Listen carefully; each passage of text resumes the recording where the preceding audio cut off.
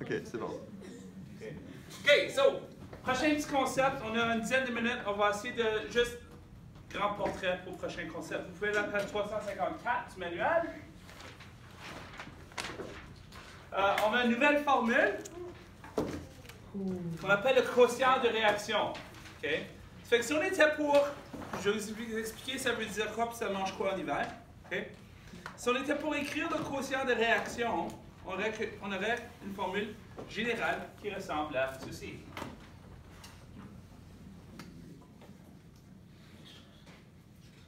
En fait, je devrais écrire sous forme générale. Alors, on a une réaction A, P plus B, Q, qui nous donne CRDS. Okay. So, ça a l'air très similaire à ce que vous avez appris avec l'équilibre. C'est parce que, guess what? C'est la même formule. OK? C'est la même formule. Alors, on a la concentration R à la C, concentration S. La seule chose qu'on fait, c'est qu'on utilise différentes lettres pour distinguer une formule de l'autre. Mais c'est pas grave.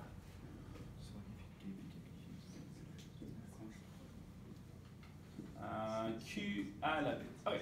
So, ça, c'est la forme générale. Ici, on a la forme pour ce qu'on appelle le quotient de réaction. Maintenant, toutes les réactions qu'on a faites,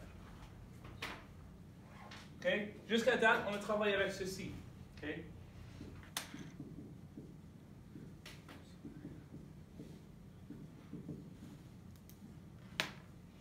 On a fait ça. Crosser, constante d'équilibre. Pas ça du tout. Pourquoi ils ont changé les lettres? Parce que c'est deux équations différentes, même si on l'air pareil. Mais ils ont gardé les mêmes exposants, c'est comme ça. Oui, parce que les exposants, ce n'est pas des différentes concentrations. Right? C'est les moles. Vous allez voir pourquoi dans quelques instants. Concentration A, concentration B, et B. OK. Donc, jusqu'à date, on a travaillé avec la constante d'équilibre. Quel est le mot-clé dans la constante d'équilibre? Équilibre. Équilibre. Okay? Alors, ces concentrations ici représentent des concentrations de la réaction à quel point de la réaction? À l'équilibre. Une fois que la réaction atteint l'équilibre. Hence le mot constante d'équilibre. Okay? Donc, une fois que la réaction atteint son équilibre, on a une constante. Bien sûr, on peut changer ce point d'équilibre, comme on a vu, en changeant la température, la pression, les différentes quantités. Et on peut changer ce point d'équilibre, les proportions changent. Mais la constante d'équilibre est seulement calculée quand on travaille avec les concentrations de la formule à le point d'équilibre. Le quotient de réaction, par contre, ne prend pas nécessairement en compte la situation de la réaction à l'équilibre. On va utiliser cette formule, puis en fait, on va prendre un pas l'utiliser, mais je vais vous la montrer parce qu'on va, on va besoin de comprendre le concept. Mais le quotient de la réaction, les quantités ici sont des quantités à un autre point de la réaction qui n'est pas l'équilibre. Okay? Alors, avant l'équilibre, j'utiliserai ça. Au début de la réaction, j'utiliserai ça. Okay? Entre le début et l'équilibre, j'utiliserai ça. À l'équilibre, j'utilise ça. Okay? Maintenant, qu'est-ce que ça veut dire? Ben, si on était pour regarder à une réaction, puis on avait dessiné un dessin comme ça ici dans le passé, ça c'est le temps. Okay? Seconde, minute, heure, ça ne fait pas de différence. Okay? Puis on va dire que je vais faire, je sais pas,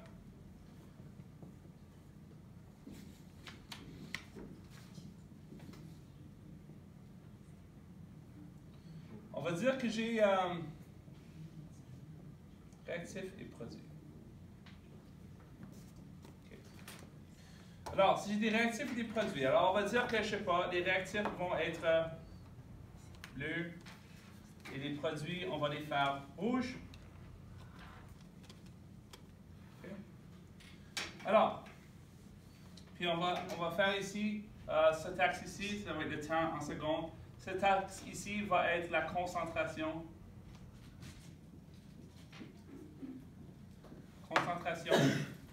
Des réactifs des produits. Alors, au fur et à mesure que la réaction se déroule, qu'est-ce qui va arriver à la concentration des réactifs? Ça va diminuer. Devrait diminuer. Okay? Alors, on va commencer la réaction, il n'y a rien qui se passe, puis là, la concentration des réactifs va diminuer. Puis là, éventuellement, on va atteindre le point de l'équilibre, n'est-ce pas? Puis au point de l'équilibre, là, les concentrations vont rester stables. Qu'est-ce qui va arriver à la concentration des produits, en principe, dans une réaction à l'équilibre?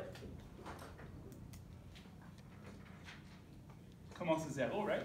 On se souvient. Alors, la concentration des produits va augmenter jusqu'à ce qu'on atteigne un point d'équilibre. Okay. Alors,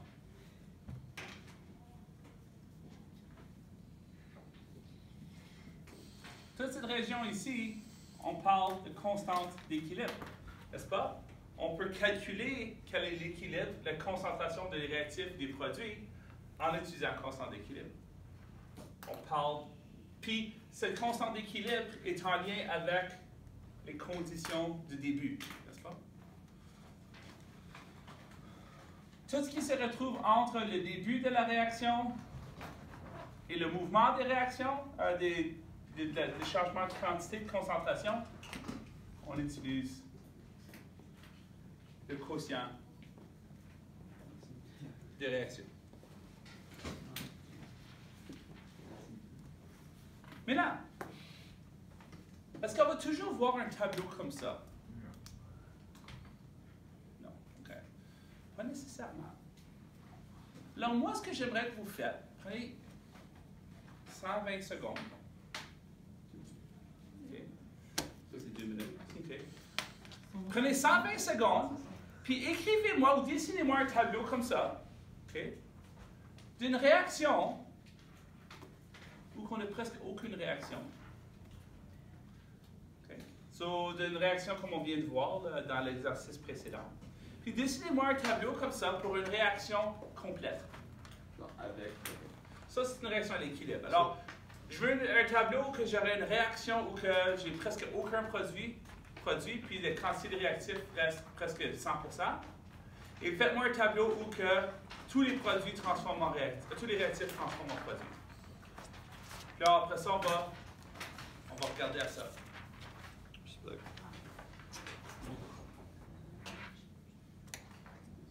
Puis, en attendant, je vais juste bouger le tableau.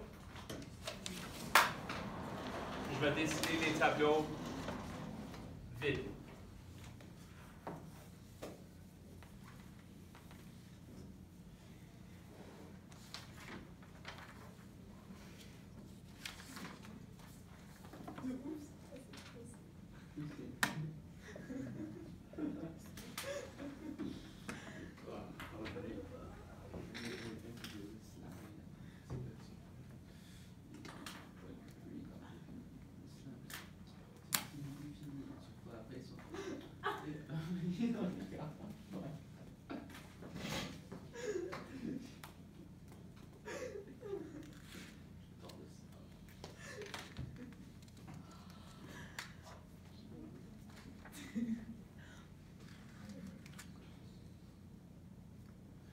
Dans les deux cas, on pourrait dire que constante d'équilibre, pour celui-là, on va dire que c'est comme plus grand que constante d'équilibre plus grand que 10 à la 10, let's say.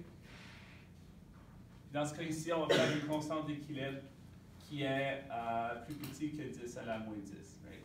Ça, c'est les deux situations où un n'a presque aucune réaction, dans l'autre cas, on a réaction complète. On a des réactifs, on a des produits, les réactifs sont bleus, et les produits sont rouges. OK, ça fait que votre 120 secondes devrait être complet. Donc, on va voir si vous aviez raison.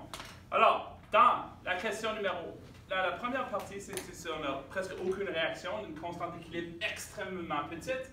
Alors, la concentration des réactifs va presque pas changer. Ça fait que j'ai presque aucune pente. La concentration reste pareille. Par contre, les produits, restent aussi presque zéro, n'est-ce pas? Donc, mon équilibre est tellement loin que j'ai presque aucune pente dans mes deux droites.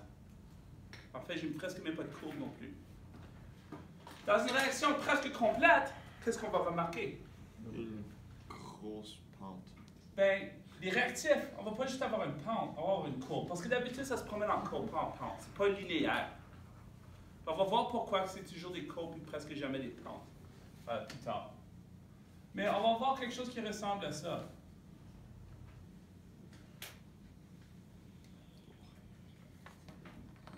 Je l'ai fait un peu trop. C'est pas? Alors dans ce cas-là, qu'est-ce qui arrive?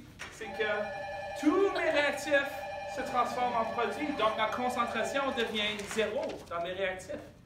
Tandis que dans mes produits, ma concentration augmente et j'ai juste des produits à la fin de ma réaction.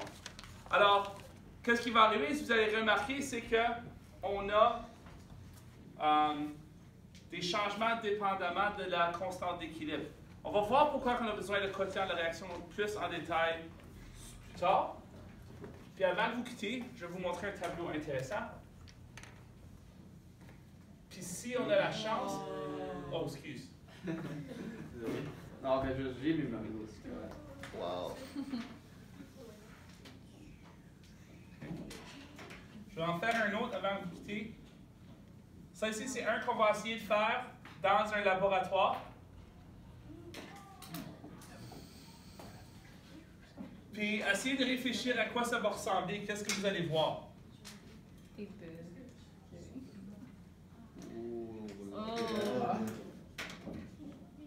Des ondes sinusoïdales. Oh, cancel. Cette réaction existe. C'est bizarre. Puis quand vous allez la voir, vous allez... Ça va avec les couleurs. Freaky. Oui, bonjour tout le monde. Un message pour les titulaires enseignants de la 9e à